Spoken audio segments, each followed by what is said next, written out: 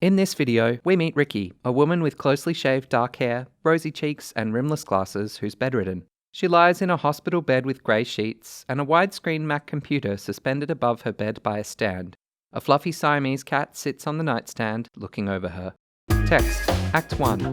Who is Ricky? I'm Ricky Buchanan. I'm bedridden, and it's not the most important thing about me, but I usually say it first because people notice it first anyway. I have a whole bunch of different disabilities, including ME/CFS. Text, ME/CFS, myalgic encephalomyelitis, chronic fatigue syndrome.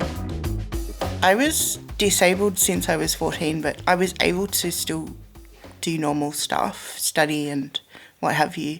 And then at the end of my second year of university, I got glandular fever. I thought that I was just going to have kind of a year off and I was going to get better. And I had this great plan to go overseas the second part of the year after I was better, and I just never got better. And it took a few years before I became kind of homebound or bedridden.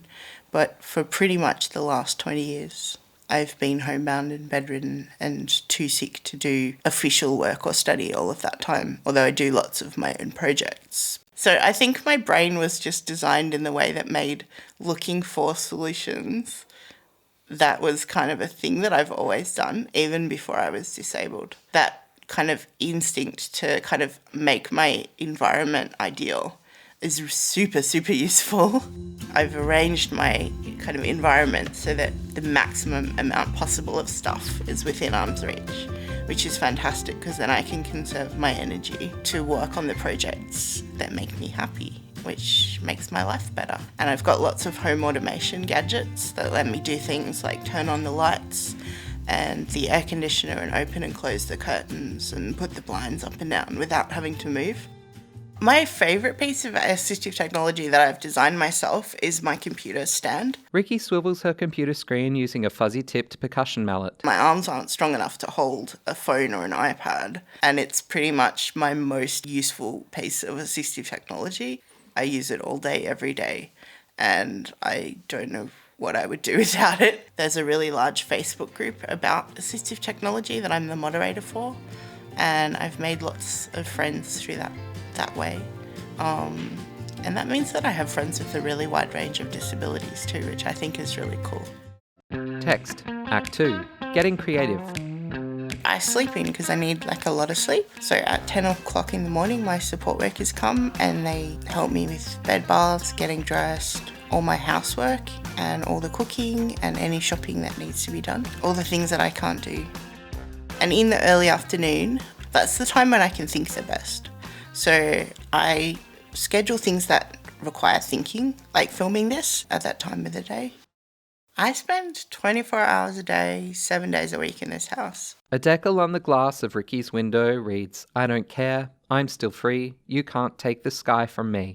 Behind, leafless boughs of trees against a grey sky. So having beautiful things to look at through the windows makes a really big difference to my mood. And there was some really lovely trees out there that I was quite friendly with, just because I've watched them grow for 20 years and I was familiar with all the possums and the birds that climb the trees. Just this year, they cut down all of the trees that I could see out my bedroom window.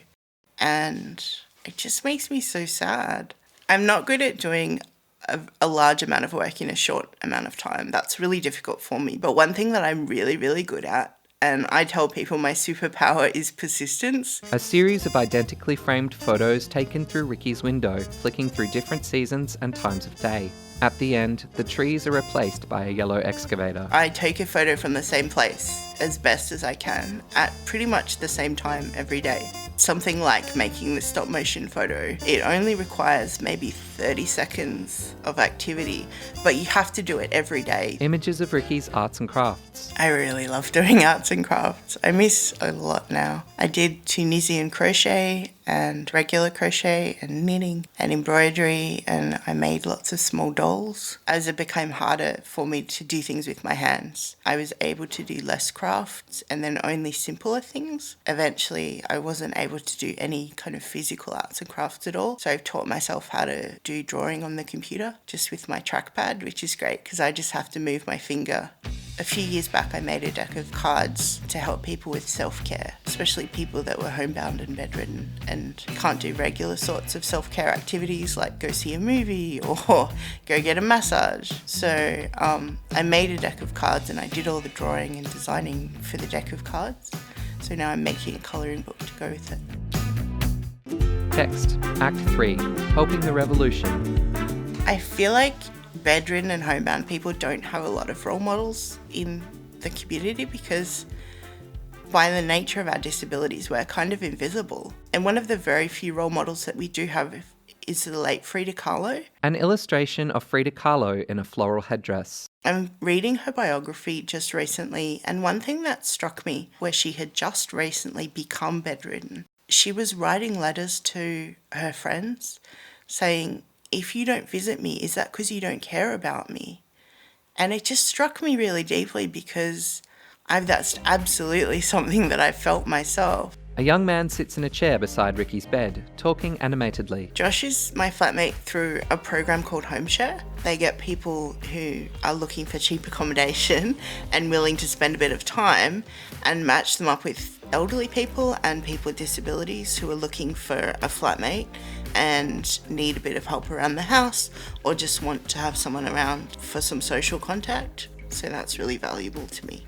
It's always kind of difficult to talk about my advocacy work because it's informal. There's never really been any systemic advocacy around accessibility to things for bedridden and homebound people.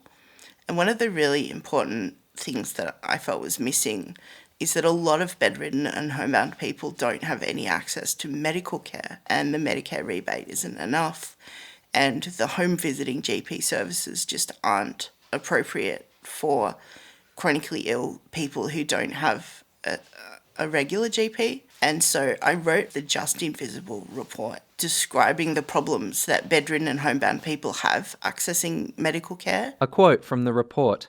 I feel like we're just invisible.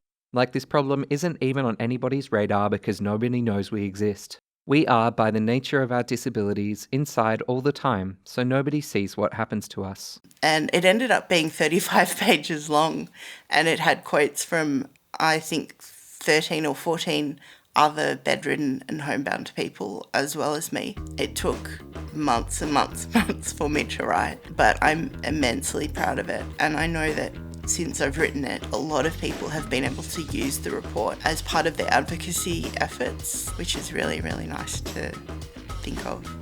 Text, Do Your Thing. Women with Disabilities Victoria, empowering women.